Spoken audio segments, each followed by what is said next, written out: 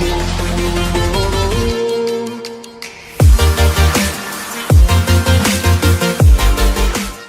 alaikum girls. Today's topic is measure of central tendency. There are different methods to find the measure of central tendency. First of all, we should know what is meant by central tendency. We have the whole data in the form of observations. For example, this is the data and these dots shows that these are the observations. एक central value होगी जो हर dot को जो उसके near by है उसको represent करेगी. अब ये सेंट्रल वैल्यू से कुछ वैल्यूज नीचे की तरफ हैं, कुछ आगे की तरफ हैं, किसी का डिस्टेंस थोड़ा है, किसी का बहुत ज़्यादा है, किसी का बहुत ही थोड़ा है, और भी नज़दीक है. तो ये डेविएशंस जो हैं ये डिफरेंट हो सकती है, लेकिन एक्चुअली ये स्कैटर्ड जो डॉट्स हैं इसका एक सेंट्रल पॉइंट होगा और उसे कहते हैं मेजर ऑफ सेंट्रल टेंडेंसी. अगर हम इसको इस वे में लें कि हमारा पूरा डेटा एक नंबर लाइन के ऊपर है, फॉर एग्जांपल, और नंबर लाइन का आपको पता है कि सेंटर में क्या होता है, 0 है, इस तरफ प्लस की वैल्यूज हैं और इस तरफ नेगेटिव वैल्यूज हैं. अगर आपका ये डेटा कोई टेम्परेचर की फॉर्म में है फॉर एग्जांपल, तो जाहिर है कि ये टेम्परेचर जो है वो नेगेटिव साइड पे भी जा रहा है और पॉजिटिव साइड पे भी जा रहा है. लेकिन अगर ये टेम्परेचर के अलावा कोई और चीज़ है, फॉर एग्जांपल वेट है, वेट्स, तो ये तो सिर्फ पॉजिटिव हो सकते हैं, नेगेटिव नहीं हो सकते. जब ये नेगेटिव नहीं हो सकते तो फिर उस केस में नंबर लाइन जो है वो सिर्फ कहाँ पे एग्जिस्ट करेगी, सिर्फ राइट साइड की, यानी स्टार्ट यहाँ से होगी और यहाँ से यहाँ तक की उसकी नंबर लाइन 0 से आपकी इन्फिनिटी यानी प्लस को अप्रोच करेगी. अगर आपका वेरिएबल वेट टाइप का है या हाइट का है या कोई इस तरह का ये मार्क्स हैं जिसमें नेगेटिव पॉसिबल नहीं है, तो उसमें नंबर लाइन जो है उसका मिनिमम 0 हो जाएगा. तो नंबर लाइन कम भी हो सकती है, ज़्यादा भी हो सकती है. आपके जो पॉइंट्स हैं, ये जो सारे डॉट्स मैंने इसमें ग्राफ में शो किए हैं, वो इस नंबर लाइन के ऊपर एग्जिस्ट करेंगे. ठीक है, नंबर लाइन के ऊपर. अब ये ऑब्जर्वेशंस अगर एक है तो एक डॉट बन गया, 2 है तो 2 डॉट बन गए, 3 है तो 3 डॉट. अगर ये वाली ऑब्जर्वेशंस ज़्यादा है तो ज़्यादा डॉट बन जाएंगे. सेंट्रल वाली वैल्यू ये बहुत ज़्यादा है तो इसके डॉट्स ज़्यादा बन सकते हैं. सेंट्रल वैल्यू होगी वो ये वाली होगी और उसको फाइंड करने के ये 5 डिफरेंट मेथड्स हैं. वो मीन, मीडियन एंड मोड होंगे. These 3 methods are the methods which are normally used in the data which is measured in the form of continuous variable or in the form of discrete variable. In discrete और continuous के लिए normally हम ये ज़्यादा use करते हैं. अगर percentages वगैरह हो जाती हैं, स्पीड की है, तो फिर हम ये नीचे वाले यूज़ करते हैं. अब हम एक डेटा सेट लेते हैं. अभी आपने एक और चीज़ भी पढ़ ली कि डेटा सेट हमारे पास जो है वो डेटा किस पे बेस कर रहा होता है, यानी कि वेरिएबल. वेरिएबल कौन कौन से टाइप के हैं हमने 2 पढ़ लिए, एक डिस्क्रीट है और दूसरा कंटिन्यूस है. ठीक है जी, ये कंटिन्यूस टाइप का. अब कंटिन्यूस डेटा इसकी फर्दर 2 टाइप्स हैं. या तो वो आपको अनग्रुप की फॉर्म में दिया जाएगा, वो मैं भी आपको बताती हूँ कि अनग्रुप क्या होता है, या फिर आपको ग्रुप की फॉर्म में दिया जा सकता है. जब ग्रुप की फॉर्म में दिया जाएगा तो आपको 2 वेरिएबल्स दिए जाएंगे. ठीक है, एक f का होगा और एक x का होगा. अगर ये अनग्रुप है, ठीक है, तो सिर्फ आपको जो डेटा है वो a की फॉर्म में दिया जा सकता है, x की फॉर्म में, यानी कि सिर्फ x का डेटा. तो इस तरह का डेटा को हम अनग्रुप कहते हैं. और ग्रुप कौन सा होता है, जिसमें 2 कॉलम्स या 3 कॉलम्स भी दिए जा सकते हैं. लोअर क्लास लिमिट्स दी जा रही हैं, अपर क्लास लिमिट्स दी जा रही हैं और उसके कॉरेस्पॉन्डिंग f दिया जा रहा है. तो 2 कॉलम्स भी हो सकते हैं और 3 कॉलम्स भी. तो इसको क्या कहते हैं, ग्रुप. 4 बन गए. डिस्क्रीट में भी 2 हो सकते हैं, एक है ग्रुप, अनग्रुप. इसी तरह कंटिन्यूस में भी ग्रुप, अनग्रुप. तो 4 टाइप्स के आपके पास सिनेरियो हैं. इन 4 टाइप्स में हमने क्वेश्चंस किस तरह सॉल्व करना है, उसके लिए हम सबसे पहले आज देखेंगे when x is given, when x of discrete type is given. ठीक है. फिर दूसरा हो सकता है x कंटिन्यूस टाइप का गिवन है. ये 2 केस हम आज देख लेते हैं. ठीक है. तो फिर हमने मीन मीडियन मोड कैसे फाइंड करना है. ठीक, तो इसके लिए हम SPSS ओपन करते हैं. ठीक है, और मैं आपको शेयर भी करती हूँ. ये हमने एक क्वेश्चन लिया था जिसमें 50 ऑब्जर्वेशंस थी. ठीक है ना, ये 50 ऑब्जर्वेशंस के साथ इस क्वेश्चन को किया था. और हमने बिन का वेरिएबल इसमें बनाया था। हम इस बिन को अगर फर्ज किया हम नहीं बनाते, हम इसको डिलीट कर देते हैं। हमारा रॉ डेटा हमारे पास होना चाहिए, यानी जो गिवन काम है वही वहीं से हम स्टार्ट करते हैं। गिवन क्या है, हमारे पास एक्स की ऑब्जर्वेशंस हैं। तो स्टेप 1 क्या होगा इसमें? स्टेप 1 जी वही जो हम हमेशा लिखते हैं, ओपन एसपीएसएस फाइल, ठीक है। Define variable, define a variable, क्या नाम रखें उसका? एक्स। और नेक्स्ट स्टेप क्या है इसमें? एंटर डेटा, ठीक है। और हमने डिस्क्रीट टाइप का रखा, इसका न्यूमेरिक रखा है, मेजर इसका स्केल रखा है, साइज इसका डेसिमल को 0 कर दिया है, साइज हमने 8 ही रहने दिया है, 2 4 5 जो मर्जी कर लें। ये इसकी सेटिंग आपने इसमें कर लेनी है। और राइट अलाइनमेंट है, ठीक है। ये सारी चीजें इसमें कर ली। अच्छा, डेटा आपके पास ये एंटर हो गया। स्टेप नंबर 2 लिखेंगे अब इसके बाद। स्टेप 2 टॉपिक क्या है? एवरेज, यानी कि हम एवरेज भी कह सकते हैं इसको, या मीन फाइंड करने जा रहे हैं, ठीक है। अच्छा जी, स्टेप नंबर 2 एनालाइज,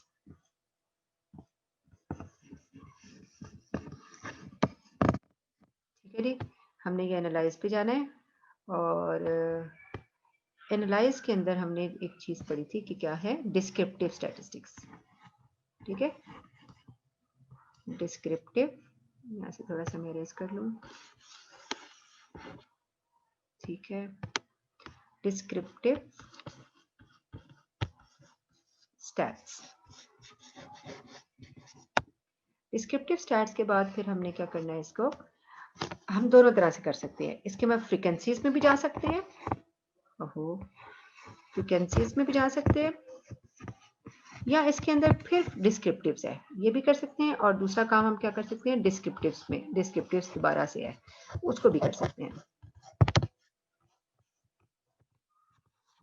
चलें हम करते हैं यहाँ से। सबसे पहले हम किस में गए? एनालाइज में।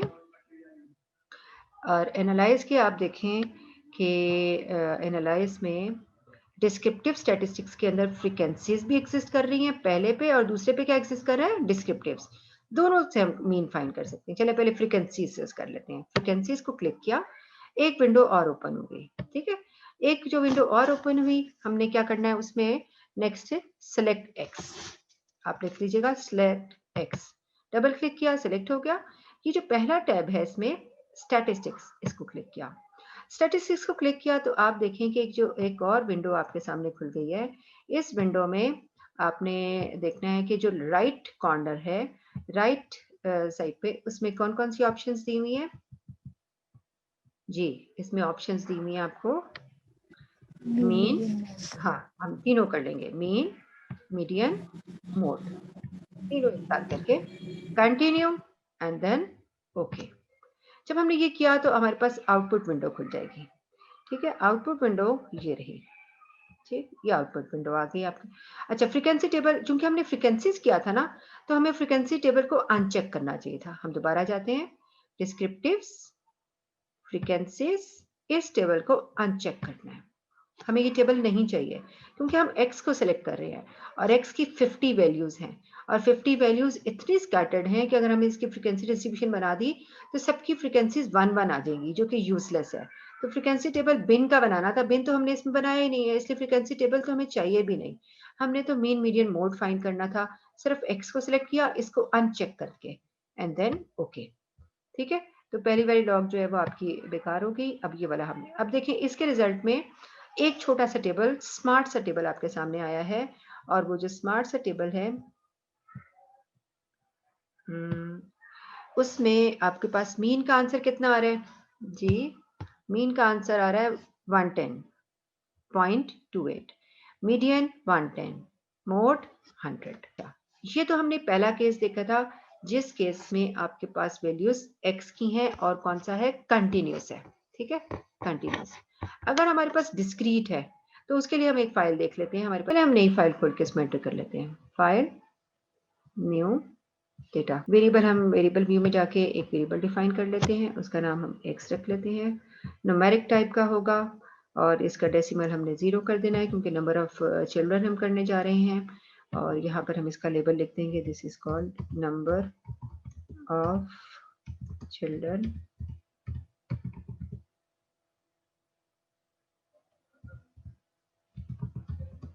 इन अ फैमिली। अच्छा, और राइट अलाइनमेंट है, अननोन वैल्यू, इसको स्क्वेल कर देते हैं, बस और कुछ नहीं करना। Data view. अच्छा, वैल्यूज, हर कोई अपने अपने तरफ, बहन भाई अगर देखें तो कितने बहन भाई, किसी का एक होगा, खुद को मिला के एक, किसी के 2 बहन भाई हैं, फिर 3 हो सकते हैं, फिर 5 भी हो सकते हैं, 6 वाले भी हैं, 4 2 1 5 3 2 4 2 1।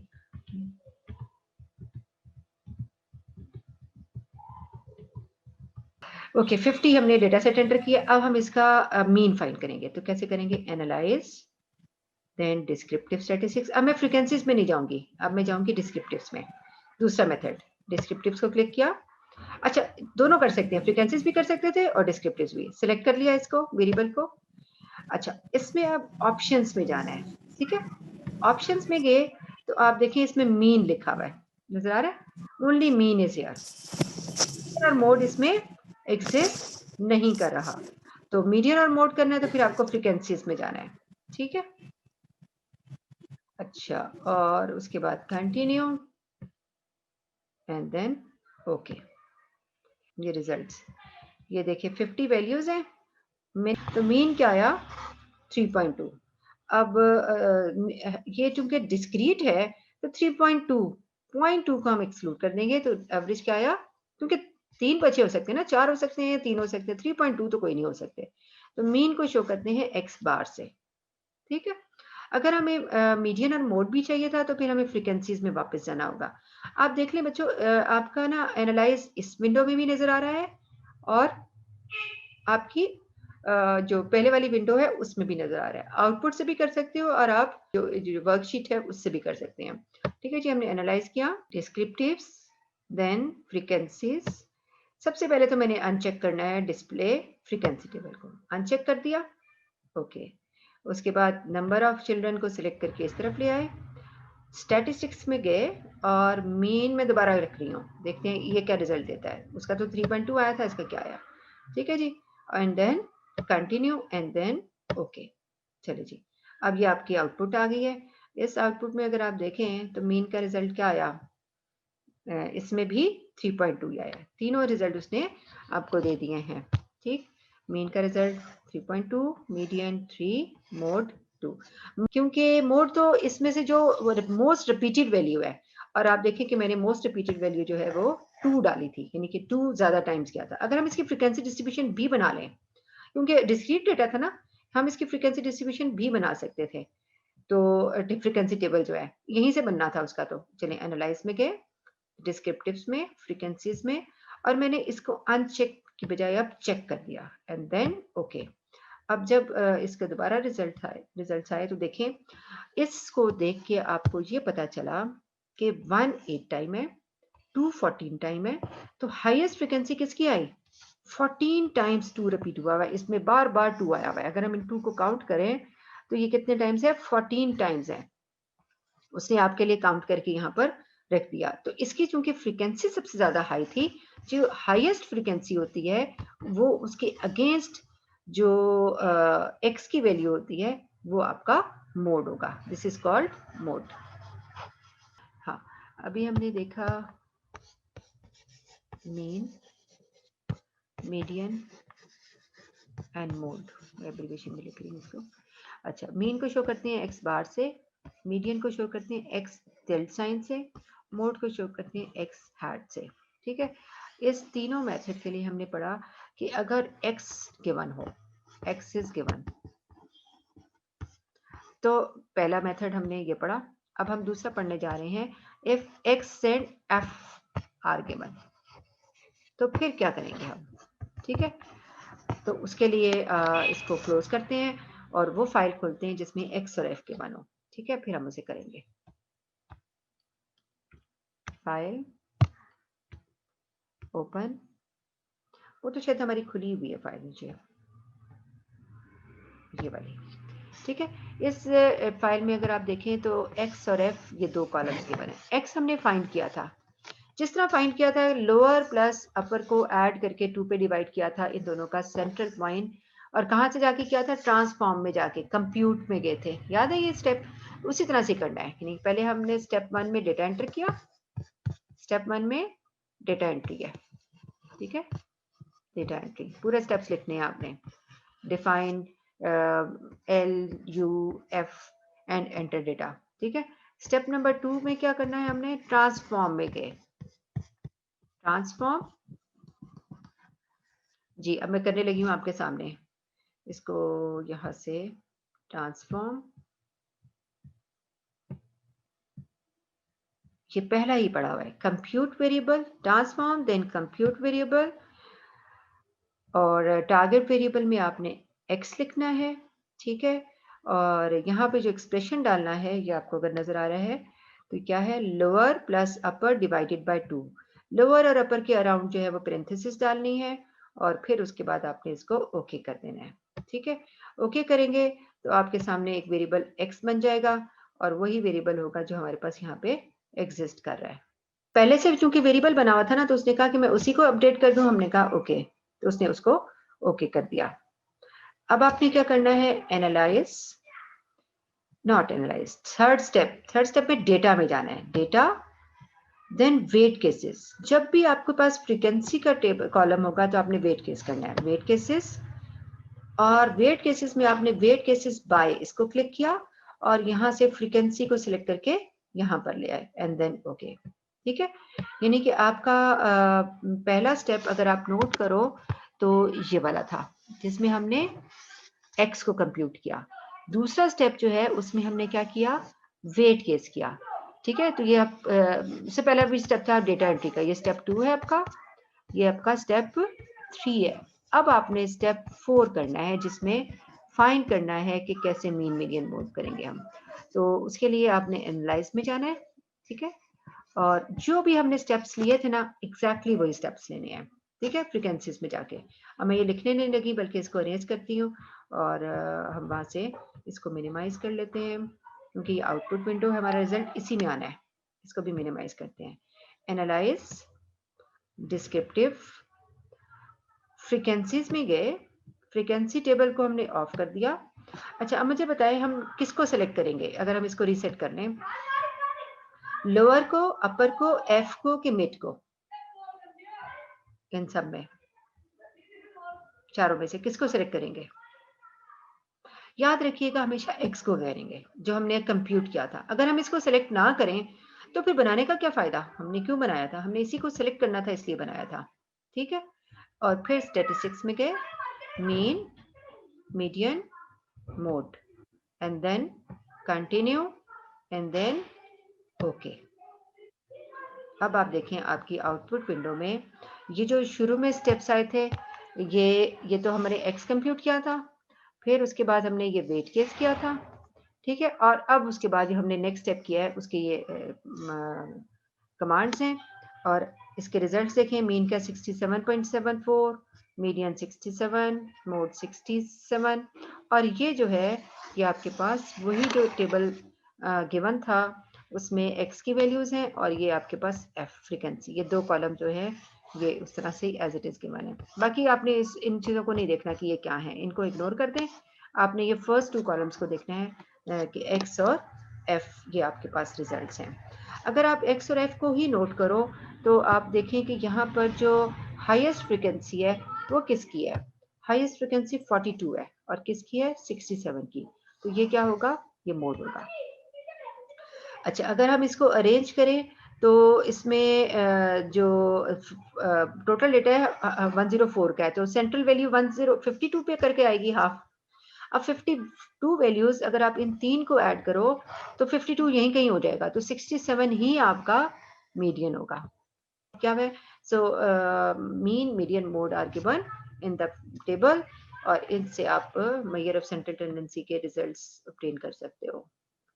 ठीक है, तो अब आपने 3 मेथड्स पढ़ लिए। एक्स गिवन है डिस्क्रीट और कंटिन्यूस का, और एक्स सब गिवन है डिस्क्रीट का हो या कंटिन्यूस का हो, एक ही बात है, दोनों को एक ही तरह से सॉल्व करना है, डिस्क्रीट कंटिन्यूस। ठीक है, तो आपने ये इस तरह के क्वेश्चंस एक्सरसाइज में से कर लेने हैं। Thank you so much for watching this video. Allah Hafiz.